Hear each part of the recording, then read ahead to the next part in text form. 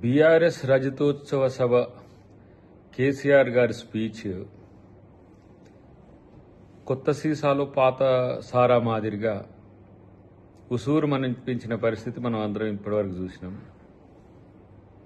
రాష్ట్రాన్ని ఎక్కడికో ఆయన డెవలప్ చేస్తే కాంగ్రెస్ పార్టీ ఎక్కడికో తీసుకుపోయిందని వాపోతున్న కేసీఆర్ గారు మీరు 7 లక్షల కోట్ల అప్పు చేసి తెలంగాణ ప్రజల్ని ఏ విధంగా దోచుకుందనేది మీకు అర్థం కాకపోయినా ఇంకా తెలంగాణ ప్రజలకు అర్థమవుతూనే ఉన్నది.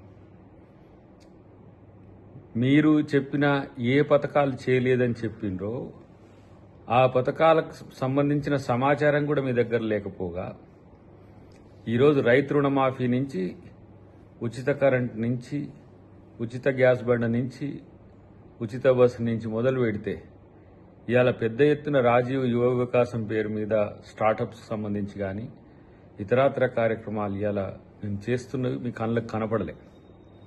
ప్రత్యేకించి బీసీ బిల్ చేసినాం, ఎస్సీ కేటగరైజేషన్ చేసినాం. చరిత్రలో భారతదేశంలో ఏ ప్రభుత్వం ఇయని సన్నబియ్యం పథకాన్ని ఈరోజు చేస్తే అవి చెప్పడానికి నోరు రాదు మీకు. ఎందుకంటే మీకు దొరికిన 2-3 అంశాలను వాటిని ముందు పెట్టి ప్రజల ముందు పెట్టి అయినయా అంటే నీ ప్రజలు అయినా అని ఎందుకు చెప్తారు? నీ జనమేనా? నువ్వేం చెప్తారో వాళ్ళు అదే చెప్తారు.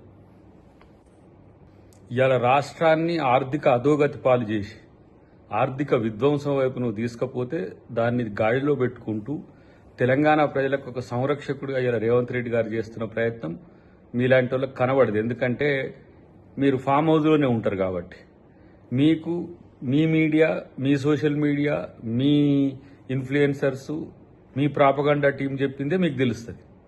కానీ తెలంగాణ ప్రజలు ఏమనుకుంటారు ఒక్కసారి పోయి మీరు ఊర్లలో అడిగితే సన్నబియ్యం ఎట్లా నడుస్తున్నది, బీసీలకు చట్టసభలో రిజర్వేషన్లకు సంబంధించి కానీ, స్థానిక సంస్థల రిజర్వేషన్ల గురించి కానీ అటు రాహుల్ గాంధీ గారు కానీ ఇటు రేవంత్ రెడ్డి గారు కానీ ఎట్లా పోరాడుతున్నది, ఏండ్ల తరబడి నిరీక్షణతో ఉన్న ఇవాళ ఎస్సీ వర్గీకరణ మీ కాలంలో ఏమైంది, ఇప్పుడు ఎంత త్వరితగతిన అయింది, ఇవన్నీ కూడా ప్రజలు చెప్తారు.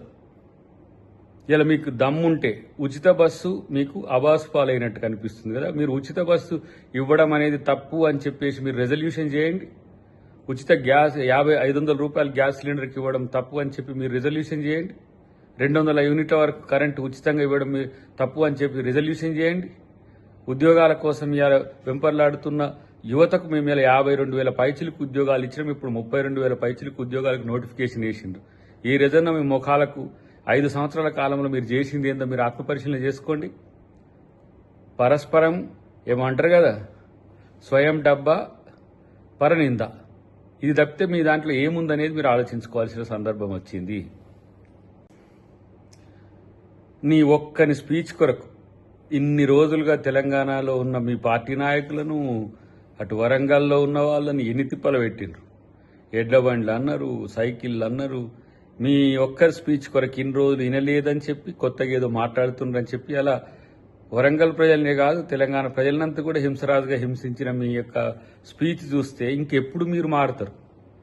ఎక్కడున్నాడు రేవంత్ రెడ్డి గారు? ఎక్కడున్నది కాంగ్రెస్ పార్టీ? ఎక్కడ ఉన్నది రాహుల్ గాంధీ ఆలోచన విధానం? మీరు ఎక్కడ ఉన్నారు? నిన్న భారత్ సమ్మిట్లో చేసిన రెజల్యూషన్స్, హైదరాబాద్ డిక్లరేషన్కి సంబంధించిన రెజల్యూషన్స్ అర్థమన్నా తెలుసా మీకు? కనీసం జస్టిస్ ఫర్ వాట్ అనేది భారత్ సమ్మిట్లో అంతర్జాతీయ ఇవాళ సమాజం కాంగ్రెస్ పార్టీని, రాహుల్ గాంధీని, రేవంత్ రెడ్డి గారిని పొగుడుతున్న పరిస్థితి మీకు కనీసం అర్థమయ్యే స్థితిలో కూడా లేరు మీ నాయకత్వం కానీ మీకు కానీ. కాబట్టి ఇలాంటివి పాత చింతకాయ పచ్చడి స్పీచ్లు విని తెలంగాణ ప్రజలకు బోరు కొట్టింది కేసీఆర్ గారు. ఇంకెందుకు ఇలాంటి మీరేం ప్రజలు రెచ్చగొడితే రెచ్చిపోవడానికి ఏం సిద్ధంగా లేరు. కాబట్టి తెలంగాణ ప్రజలు తెలంగాణకి ఏం కావాలని కోరుకుంటున్నారో తెలంగాణ కాంగ్రెస్ పార్టీ చేస్తుంది, రేవంత్ రెడ్డి గారు చేస్తుండ్రు. కేబినెట్ కూడా అంత మొక్కవని దీక్షతో నిరంతరం పనిచేస్తున్న క్రమాన్ని చూసి తట్టుకోలేక ఈర్ష్యతో చేసిన కామెంట్స్ ఉన్నాయి తప్పితే ఇంకొకటి కాదు. ఇలా కాబట్టి ఇలా మీ పార్టీని బతికించుకోవడానికి బీజేపీని ఏదో తిట్టినట్టు తిట్టడానికి ప్రయత్నం చేసింది. కానీ బీజేపీ మీరు ఒకతాను ముక్కలే అని మాత్రం మాకు స్పష్టమైంది ఈ మీటింగ్తో.